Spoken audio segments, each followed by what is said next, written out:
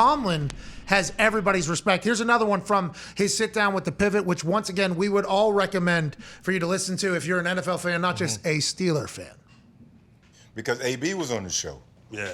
And he expressed that he would definitely love to return to Pittsburgh. Y'all know that ain't happening.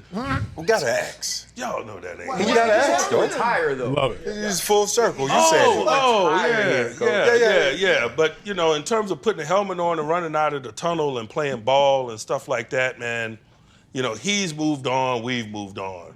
Right. We could sit around and chop that up and pretend like that's a realistic conversation, but we all know that's not realistic, man.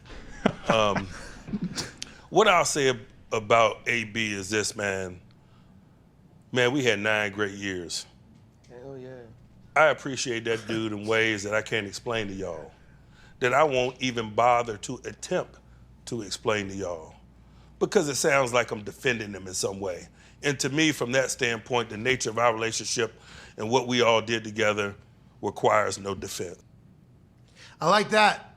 I enjoy that. I love that. I only heard this. I only saw the headline, the clip. Like, you all know that ain't happening or whatever about bringing him back. I didn't hear that second part when he talks about, oh yeah, if we want to sit here and talk about this like it's a real thing, sure, we can make believe for a little bit. But then how he talks about how we had 9 great years. That's pretty.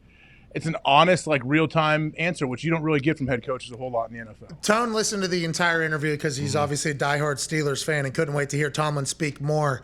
And when that headline got sent into the group text, Tone literally came over to me and was like, hey, he spoke very highly of Antonio Brown in that entire thing. He was just talking about playing, I think, was his answer. Correct. I'm not sure about the retirement. He would go on to say about Antonio Brown. Yeah, he went on and, like, talked about how close they were and how, like, incredible of a worker, and how much of a dog AB was. He was like, for a guy that was 5'9" or is 5'9" and 180 or whatever, like, AB was never afraid of anything. And he talked about how, like, AB was, like, always working to be a better dad. Like, he called Tomlin on Easter one time and was like, hey, what do I do for my son or whatever to make sure he has the best Easter possible or whatever? And Tomlin's like, you go buy him a suit, take him to church, come over after. We got an Easter egg hunt going on and stuff like that. And how Tomlin, like, and the coaches and some, like, when AB was a single dad, like when he got drafted or whatever, like the coaches and AB, like, they would take turns watching little AB on the road and stuff like that.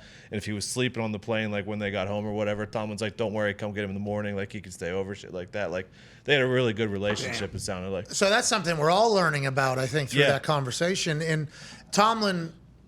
Coach Tomlin must obviously said it in this setting because he wanted people to hear that as opposed to maybe the narrative that's out there.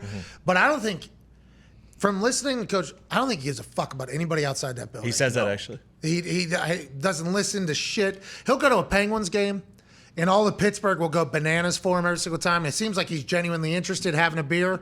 But other than that, it feels like he is just ball. Like, that's all. And that's how you remain great for so long, by the way, if you're just fully committed. And I think he's done it. That's what everybody in Pittsburgh appreciates. He actually